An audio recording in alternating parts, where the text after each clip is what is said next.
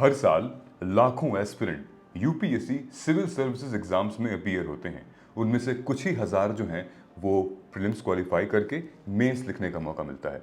ज़रा सोच के देखिए कि उन लाखों एस्पिरेंट्स को क्या ये हक नहीं है, क्या ये जानने का अधिकार नहीं है कि उनके मार्क्स कितने आए, जिस क्वेश्चन को उन्होंने एग्जामिनेशन में बैठ के सॉल्व किया है एक्चुअल में उसकी आंसर की क्या है। क्या उनको हक नहीं है इस बात को ये जानने में कि अगर मैं अपना दूसरा प्रयास दूं, अगर मैं अपना दूसरा अटेम्प्ट दूं, तो अपनी गलतियों को तो ज़रा देख लूं कि आखिर जीएस के पेपर में मैंने कितना स्कोर किया है, आखिर सीसैट के पेपर में मैंने कितना स्कोर किया है, ताकि जब नया टर्म शुरू होगा तो मैं अपनी प्रिपरेशन अपने इस परफॉर्मेंस के बेस पे और अच्छी कर सकती हूं। But UPSC has been releasing these answer keys, these cutoffs after 300 days. जय हिंद, वेलकम टू मार्गदर्शन आईएएस। मेरा नाम सिद्धार्थ है और मैं आपका mentor, teacher, friend, philosopher, guide, आप जो भी कह लें। आज एक ऐसे मुद्दे पर हम बात करने जा रहे हैं जो कि एक बहुत सेंसिटिव टॉपिक है और अब तो ये धीरे धीरे अंदर हर्ट करने लगा है। देखिए, जिन बच्चों का एग्जामिनेशन क्लियर हो गया है, कहीं ना कहीं उनके दिल में भी एक सवाल ज़रूर है कि यार आनी चाहिए, आंसर की तो आनी चाहिए, लेकिन ऑफ कोर्स वो एक प्रोसेस के दूसरे स्टेप में चले गए हैं। तो मेरा उनसे यही रिक्वेस्ट है कि आप अपने एग्जामिनेशन पर ध्यान दीजिए। बाकी हम आपके लिए खड़े हैं और हम फाइट कर रहे हैं साइमल्टेनियसली। जिन एस्पिरेंट्स ने, कई बार ऐसा हुआ है कि एग्जामिनेशन में इतना विश्वास था लेकिन रिजल्ट आने के बाद सब कुछ ख़त्म हो गया है। मैं ऑनेस्टली बता रहा हूँ कि लॉट ऑफ कैंडिडेट जिनको मैंने गाइड किया था पूरे साल भर में, बहुत एक्सपेक्टेशंस थी मुझे उनसे, however they couldn't qualify prelims. अब यही रीज़न नहीं पता हो पा रहा है क्यों। अगर वो फिर से प्रिपेयर करना चाहें, अगर अपनी गलतियों को सुधारना चाहें, तो किस बेसिस पे करेंगे। कोचिंग इंस्टीट्यूट्स की जो आंसर की हैं, इनफैक्ट जो हमारी भी आंसर की हैं, उसमें भी कहीं ना कहीं वेरिएशंस हैं। आप स्क्रीनशॉट देखेंगे तो एक स्टूडेंट ने लगभग सारे कोचिंग इंस्टीट्यूट्स की आंसर की मिलाई और ये देखा कि किसी भी इंस्टीट्यूट की आंसर की सेम नहीं है। और जब ये पता चलता है कि यूपीएससी अपनी आंसर की रिलीज करती है एक साल बाद, तो फिर उसमें 3 क्वेश्चन ड्रॉप कर दिए गए हैं और कुछ क्वेश्चंस तो गलत हैं। ये ट्रांसपेरेंसी हमारे साथ कब तक शेयर नहीं की जाएगी। This is why reform is needed. देखिए, एक घायल शेर बहुत खतरनाक होता है और इस वक्त सारे के सारे एस्पिरेंट्स घायल पड़े हुए हैं। कहीं ना कहीं उन्हें यकीन था कि उन्होंने अपना बेस्ट दिया है। आखिर कैसे कोई 95 मार्क्स ले आके उसका सिलेक्शन नहीं हो रहा है, लेकिन जो कैंडिडेट जिसका 85 88 है उसका सिलेक्शन हो जा रहा है। ये आंसर की के हिसाब से जो कि कोचिंग इंस्टीट्यूट्स रिलीज की है। इन सारी टर्मोइल्स को खत्म यूपीएससी ही कर सकता है एक बार में। कि अगर वो रिजल्ट के टाइम, भले रिजल्ट में थोड़ा सा टाइम ले ले, रिजल्ट 15-20 दिन 25 दिन बाद, एक महीने बाद आप रिजल्ट निकालिए, लेकिन जब आप रिजल्ट निकालिए तब आप आंसर की के साथ निकालिए, तब आप कट ऑफ के साथ निकालिए, ताकि जो एस्पिरेंट्स हैं वो अगर री अटेम्प्ट देना चाहते हैं तो फिर अपनी गलतियों को देखकर तब आगे बढ़ें। वरना पूरे साल वो इसी कयास में रहते हैं कि कहां गलत था मैं या कहां गलत थी मैं। Simultaneously, why this reform is needed? This reform is needed because बिना किसी टाइम और शेड्यूल के हम आंसर की और कट ऑफ रिलीज कर देते हैं।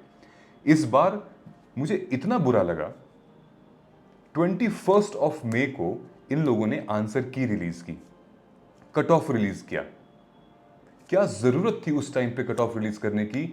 जो एस्पिरेंट रिपीट अटेम्प्ट दे रहे थे 2025 में, उनका तो पूरा ध्यान चला गया आंसर की में। जो लास्ट ईयर वो देखे थे उनका पूरा ध्यान चला गया कट ऑफ पे, जो लास्ट ईयर देखे थे।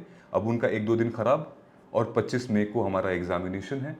क्या जरूरत थी आपको इस टाइम पर आंसर की और कट ऑफ रिलीज करने की।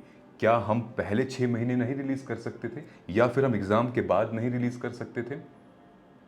क्या हमने ये ठान लिया है कि हम एस्पिरेंट कम्युनिटी को परेशान कर कर रहेंगे। हमारी जो दुनिया देश है वो इन्हीं से है। एस्पिरेंट कल को तैयारी करके एग्ज़ाम देगा, ब्यूरोक्रेट बनेगा, and then India will be India one of the world's best economy. किससे बनेगा? इन लोगों के पॉलिसी मेकिंग से बनेगा, अच्छे यूथ से बनेगा। और जो लोग यूपीएससी में खुद जॉब कर रहे हैं, जो खुद उस पोजीशन पे हैं, वो ऑलरेडी इस सफर से गुजर चुके हैं, खुद प्री मेंस और इंटरव्यू क्वालिफाई कर चुके हैं।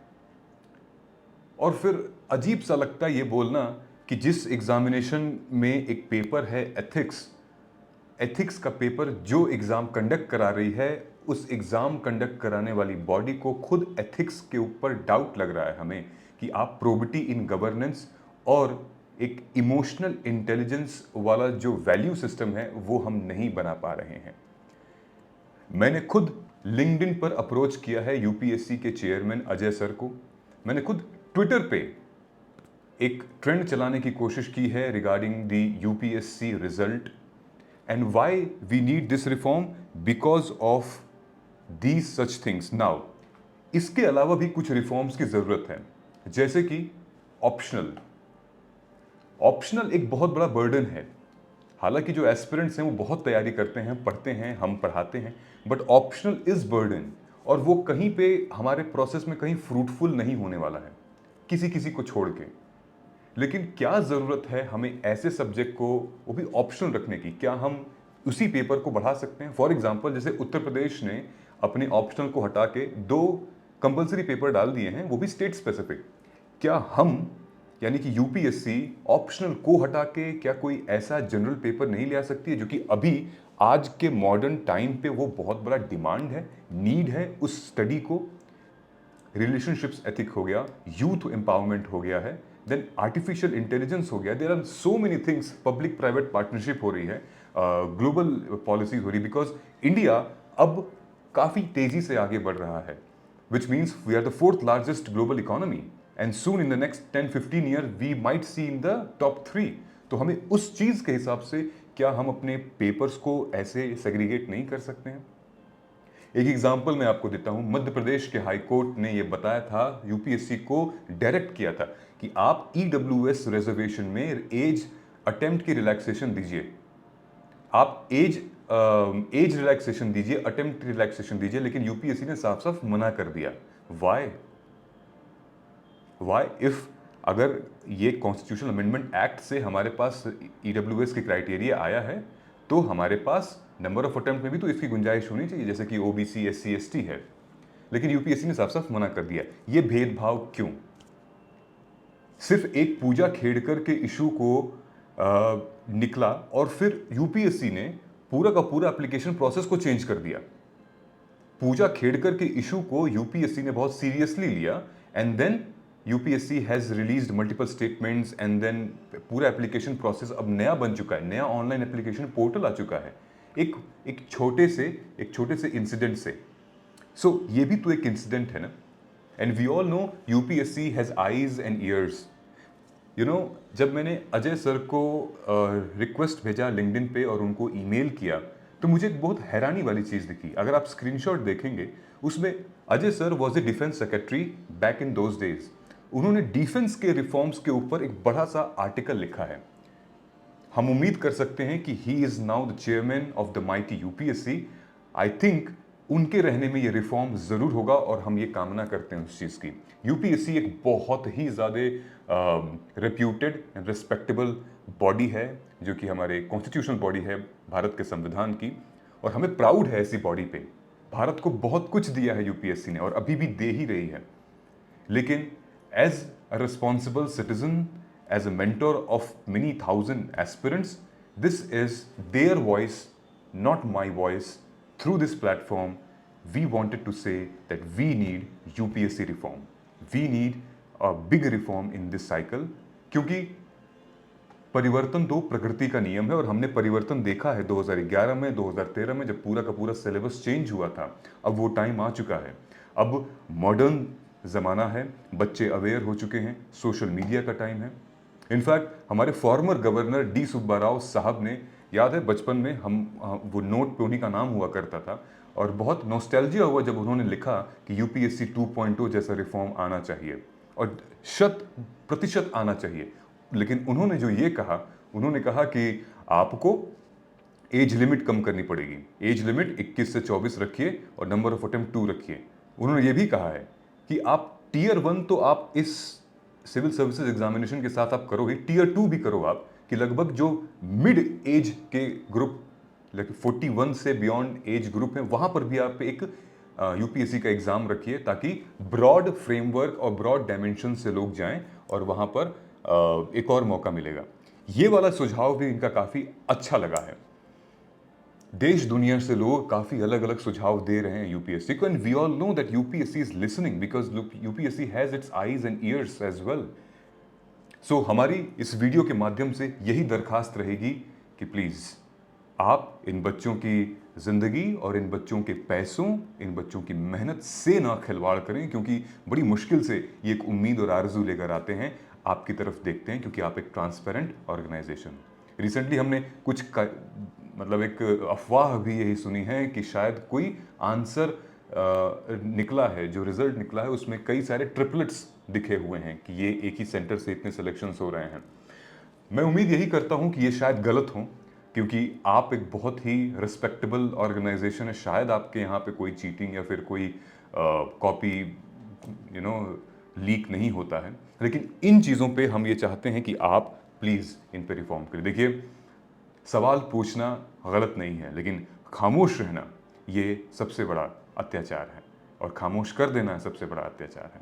तो हम आपसे एक यही उम्मीद लगा के बैठे हैं, और सारी एस्पिरेंट कम्युनिटी एक यही उम्मीद लगा के बैठी है कि यूपीएससी में रिफॉर्म होगा, और बहुत पॉजिटिव रिफॉर्म होगा, जिसके बारे में पार्लियामेंट्री स्टैंडिंग कमेटी में भी ये बात रखी गई है, जिसके बारे में इनफैक्ट कई सारे ब्यूरोक्रेट्स ने भी, आईएएस आईपीएस ऑफिसर्स ने भी इन स्टेटमेंट्स को बैक किया है।